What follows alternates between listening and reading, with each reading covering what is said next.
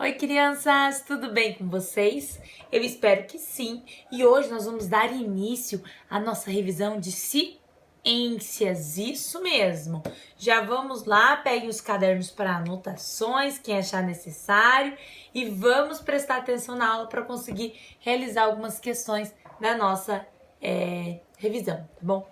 Primeiro, eu vou lembrar algumas coisinhas que nós estudamos sobre a propriedade dos materiais, tá bom, pessoal? Alguns materiais têm propriedades diferentes uns dos outros, tá? Nós estudamos algumas delas, como condutibilidade, solubilidade, densidade, dureza, magnetismo, e eu vou falar algumas novamente para vocês, tá bom? Vamos começar falando sobre a condutibilidade. A condutibilidade é quando o material pode transmitir, né? Ou energia ou calor. E ela é separada em térmico, quando a propriedade é de conduzir calor, ou elétrica, quando a condutibilidade é a propriedade de conduzir eletricidade. Bom, existem materiais que não são bons condutores térmicos, então são chamados de isolantes térmicos. Quais são eles? A madeira, o isopor, a lã e plásticos em geral. Eles não são bons condutores de calor, tá bom?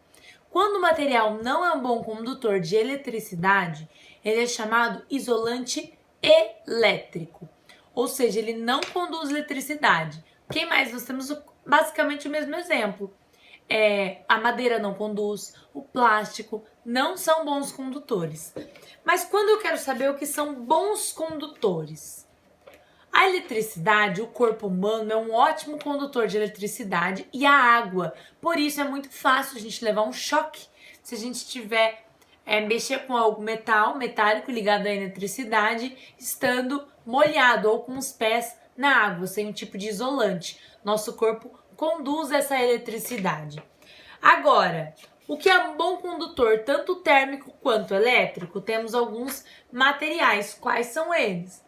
Os metais são ótimos condutores de energia e de calor, como o alumínio, o ferro, o aço e a prata. Todos esses conduzem calor e eletricidade de forma perfeita. Bom, outra propriedade que eu quero lembrar com vocês é sobre a elasticidade.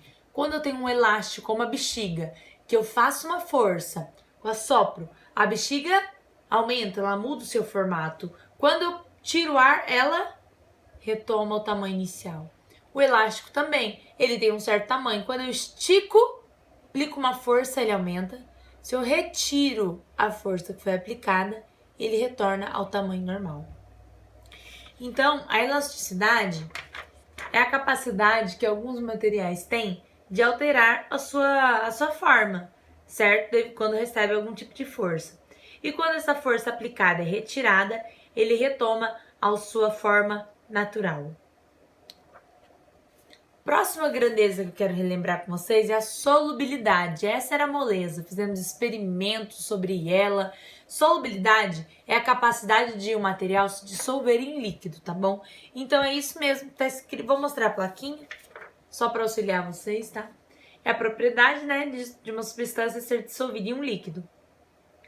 E temos os solventes universal, que é a água, e o soluto, que é tudo aquilo que se dissolve na água. Acredito que não tem muitas dúvidas perante a isso, né, pessoal?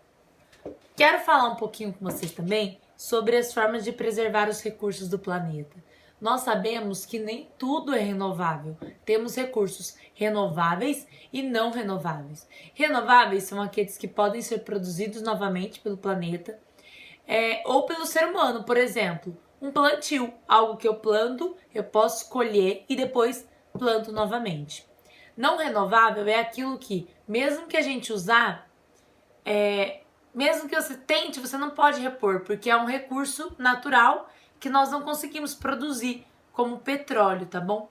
E a água, se não for bem tratada, a gente acaba perdendo também a disponibilidade de água, né? E pra gente usar de forma consciente esses recursos, existem algumas regrinhas e elas são chamadas de 5 R's, que elas são feitas para pensar justamente tanto no nosso bem-estar como do planeta Terra, tá bom? Quais são os 5 R's? Vamos ver se alguém lembra. Reciclar, reduzir, reutilizar, repensar e, por último, mas não menos importante, recusar. Vamos dar um exemplo de cada um deles? Vou mostrar aqui na folhinha, tá bom? Eu vou comentando com vocês. Primeiro, nós temos o quê? Reciclar. Materiais para criar. Criar o quê, pessoal? Criar. A gente pode usar plástico, papel, principalmente, né, papelão, para criar materiais novos, novos brinquedos, novos objetos para o uso do dia a dia, tá bom? Próximo que a gente tem aqui, repensar nossas ações.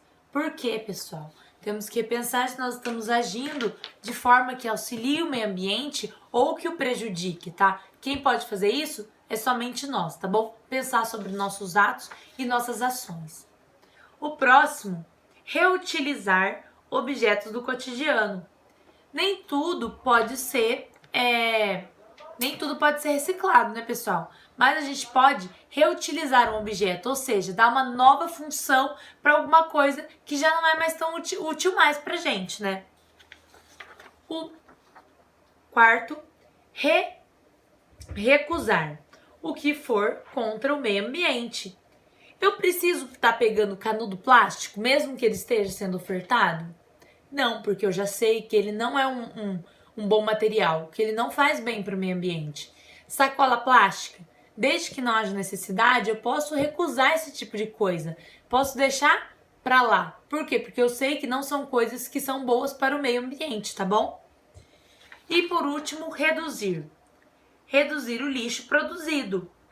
A gente acaba descartando muita coisa sem necessidade, muita coisa que pode ser utilizada novamente. E também, além de descartar, né, sem necessidade, a gente consome muito mais do que precisa em alguns momentos.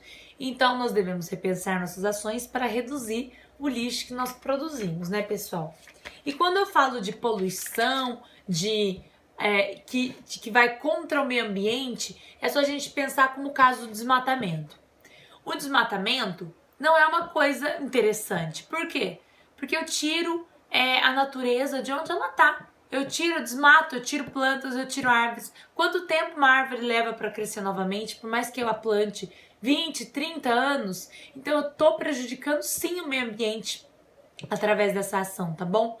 Jogar lixo, independente de onde eu jogue, se ele não for descartado de forma correta, ele pode poluir tanto mares e oceanos, como os animais que moram nele e nós. Porque se os lixos tampam os bueiros, eu tenho enchentes, eu tenho problemas que afetam toda uma sociedade, tá bom? É a mesma coisa que eu tá falando sobre o descarte, além de ser no chão, o descarte errado, vamos dizer assim. Vocês já conhecem, nós já apresentamos para vocês em sala, as lixeiras, que são de cores diferentes para materiais diferentes. Quando eu tenho os materiais separados de forma correta, é muito mais fácil deles serem reciclados, porque eles são destinados às usinas que vão fazer o descarte correto ou reaproveitando esse material. Agora, se eu deixo tudo misturado, não dá, né, pessoal? Não tem como. Então, além de eu poluir o mar, as águas, né? Eu também poluo quem? O solo. Eu deixo ele pobre em nutrientes. Por quê? Porque eu tô despejando ali uma série de resíduos químicos que não tinha nenhuma necessidade, não é mesmo?